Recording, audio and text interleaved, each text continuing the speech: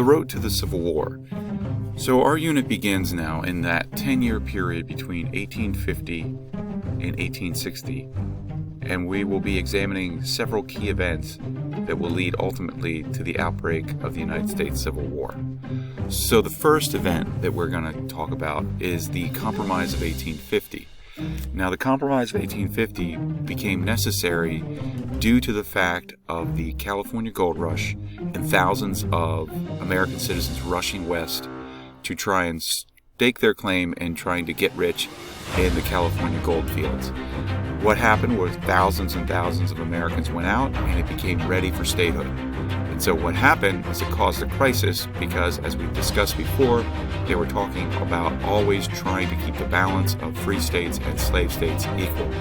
And so when California petitioned to become a state, the leaders in Congress decided that they needed to have some type of compromise between North and South, free and slave, that would make both sides agreeable in this situation. So the first part that we can have down is the key people would be Henry Clay. Henry Clay here. Remember the great compromiser, the man who had worked on the Missouri Compromise, the idea that the person who had averted the tariff nullification disaster, a guy that worked through compromise to basically allow the country to move forward. With him is some younger ones, Stephen Douglas, Daniel Webster you might recognize, but the new and up-and-coming senator from Illinois is Stephen Douglas, and so he is also going to be a part of this compromise. So the first part of the compromise deals with California's admission. And so to make northern states happy, they would, meaning Congress would allow California to become a state. And so you can sort of see it here with the colors as you look down at the actual key to explain free states versus slave states and then versus territories. So that makes the northern states happy. The second part, if we think about a compromise, you got to make both sides happy. So how are they going to make slave state interests happy? Is they have to give them perhaps a state, but there's no state ready. But there is a territory that they want to open for the ability to possibly be a slave state. And that area is the New Mexico territory. So as you see on that map, you can sort of see the New Mexico territories right down here that eventually make up Arizona and the present-day state of New Mexico. The third part of the compromise is the idea of Washington, D.C. always allowed for the slave trade to go on. So the slave trade is different than slavery. Slave trade, obviously, is the buying and selling of slaves. And so in this compromise, Northerners pushed for something that they had been wanting for about 20 years, which was the end of the slave trade in Washington, D.C. Slavery was still legal, but you could not purchase and sell human beings. People felt, luckily, that there was some type of contradiction of a city that was based upon the ideals of freedom and liberty, yet in the shadows of the Capitol building itself, human beings were being bought and sold, and many felt that that was just hypocritical to the idea of the ideas of America. The last part of the compromise is going to, of course, make Southerners happy, and it's going to be a new strict fugitive slave law or act. And so what this was that it was a stronger federal law that dealt with runaway slaves, and Southerners pushed for this to try and recover runaways that had run away to the north and not been returned or captured by northern states. They felt that northern states drug their feet on this. So in the Fugitive Slave Act, I'm going to make sure that you guys also make sure you watch these videos because they're short and they're informative.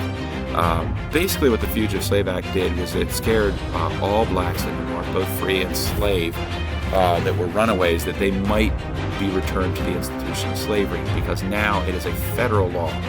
And so in that federal law, it required all Americans to actually aid in the recovery. So you could not get involved. So let's say, for instance, if you lived around this area in that time period and there were Southern slave catchers that came this way and they asked for your help, you had to go along. You could not refuse. If you did, you could face punishment that could basically be a fine or jail time or both. And so this angered many Americans because they now became involved in something that they did not want to become involved in. So that's the first event, the Compromise of 1850. Now, some students asked, how could you resist, okay, and still be legal? Well, we bring up that idea of the Underground Railroad. So remember, the Underground Railroad is an informal network of people who knew just a few other people in a network that aided in the movement of runaways through their communities and on to the next group of people, group of houses, support. And so this kind of pushed some people into perhaps deciding to aid in that effort to try and help those runaways that perhaps they had not been involved in before.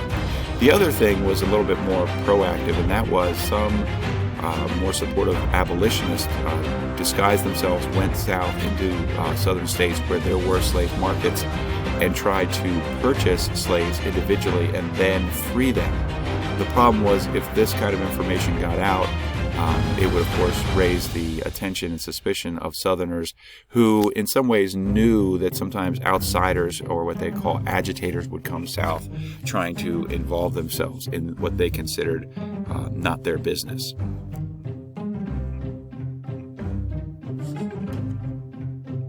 The next one is actually the publication of a book. In 1852, Harriet Beecher Stowe publishes a novel, a fictional novel. So here is Harriet Beecher Stowe as a young woman, and she grew up a preacher's daughter in the New England area, but she really did not have any kind of access or experience with any African Americans in that area. But then her father got a new job, moved to Ohio, and there she, of course, was on the area of the Ohio River.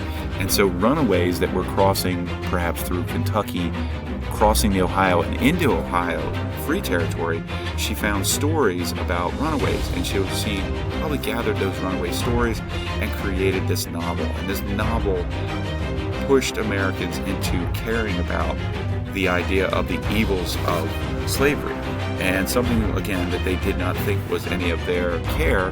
They suddenly became engrossed in the terribleness of the institution of slavery. And so Harriet Beecher Stowe's novel is so important because it is basically published. It's a fictional book, but has big reaching effects and changes attitudes for thousands and thousands of people, even here and in other countries. And it's a national bestseller. Here, even the Queen of England is said to have read it and wept over it, the story of Uncle Tom. Today you can find books of it, but you could probably also find film adaptations of Uncle Tom's Cabin. So if you're interested in that, I would encourage you to see it. So the third event, so this is 2 years later, where in 1854, the Kansas-Nebraska Act or law is passed. And so what happens here are a few things are coming together. So in the mid-1850s, the country is in the planning stages of creating the Transcontinental Railroad. And so we see the map of 1850, and then we're going to see this map as how it changes in just 4 years.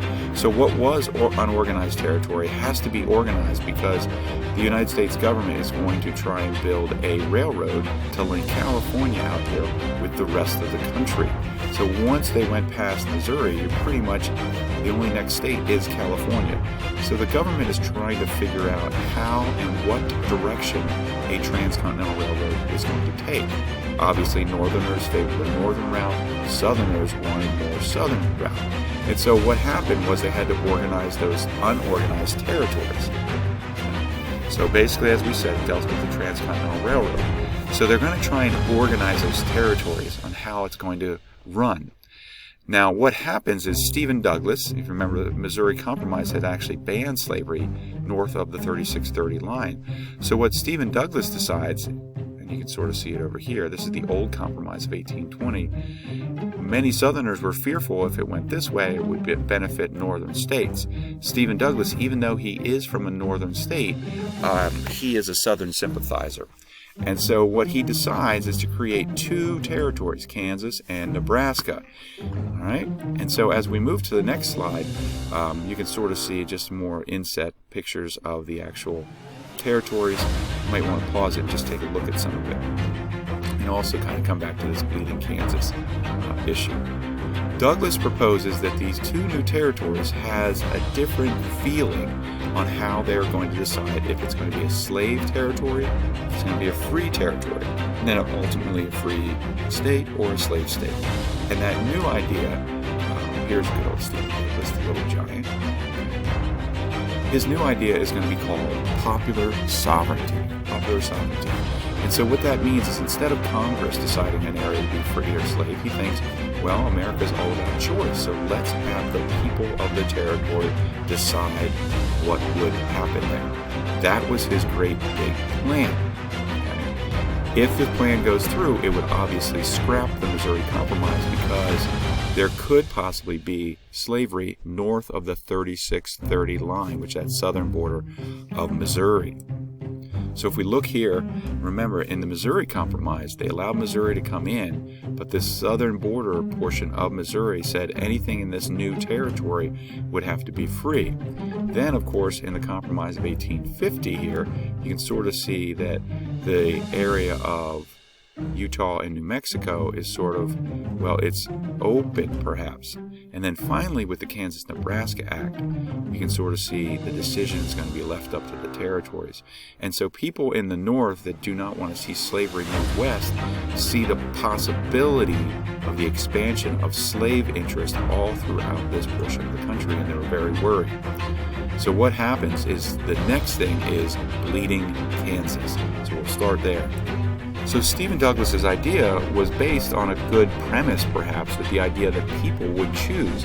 But the problem was he really created a boil point of both sides sending their most ardent supporters into the new territory of Kansas, and that's exactly what happens. So after the passage of the Kansas-Nebraska Act, supporters from both sides pour into the Kansas territory. And one of the other key people that you should have down is John Brown. John Brown is a violent, ardent, extremist abolitionist who believes that he is God's instrument on earth to end slavery, and however he does it, he feels he is justified, even if that is the idea of violence. A deeply religious man, John Brown actually, and some of his abolition supporters, even actually his children, broke into several cabins in the area of Pottawatomie Creek, where he was around, and basically killed 5 pro-slavery people, feeling that they were doing God's work. He and his sons fled the territory before being brought to justice, but eventually what happens here is that what starts as small conflicts breaks open into full-scale civil war, guerrilla fighting between pro-slavery and anti-slavery forces throughout the territory of Kansas. Thus, Horace Greeley, a newspaper editor at the time, refers to Kansas as Bleeding Kansas. So in this next slide, I just have a picture of John Brown. It's him both of times there, younger and then older, and you can sort of see his kind of biblical-like idea that he wanted to kind of impart. This was in your flip book. It's called The Tragic Prelude, and Prelude is something of a prediction of what's to come. So here you have John Brown literally larger than life.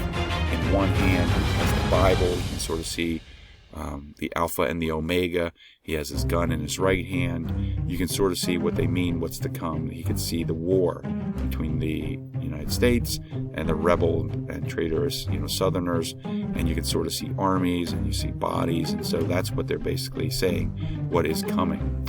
The next one is the attack on Charles Sumner in the time period at this point was 1856. So Charles Sumner is a U.S. Senator, and he is giving a speech in the Senate that's called The Crimes Against Kansas. And what he does is he makes many charges against another man, Andrew Butler, another senator, and went on for 2 days just ripping him apart on how he was basically tied to this terrible institution of slavery. 2 days after that, a distant relative of Andrew Butler feels that he has to stand up for his family and his state, and he basically comes in, and attacks Charles Sumner in the Senate chamber and beats him unconscious in the presence of other senators. And what you can sort of see here in the picture is that what was so sad is that there were people that were watching this and felt that, Charles Sumner was a little bit too big for his britches and felt that he was kind of pompous and self-righteous. And it literally almost cost the man his life. He would take 3 years off. Preston Brooks is given a small fine of $300. He never is actually arrested. And so Charles Sumner becomes a kind of a vessel of how violent Southerners are going to be in their defense of the institution of slavery. So on this next slide, you can just sort of see, basically Charles Sumner was speaking about Bleeding Kansas. And sadly, Preston Brooks really never was punished.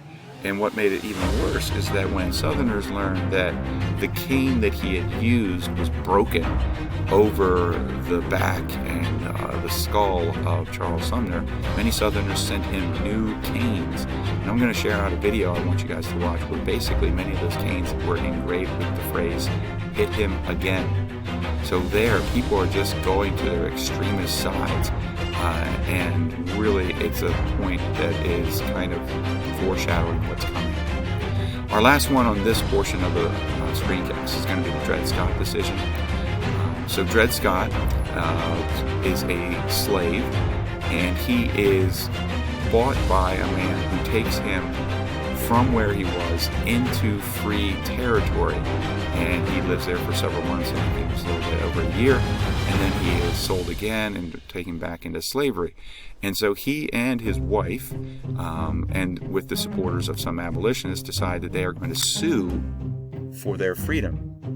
And so the date begins in 1846, but the actual time that the decision itself comes down drags on 10 to 11 years, and it happens in 1857. So obviously the key people will be Dred Scott, as you can sort of see sitting here for his painting. And then the other person that they mention is Roger Taney, who is the Chief Justice of the Supreme Court. Here he is looking very creepy.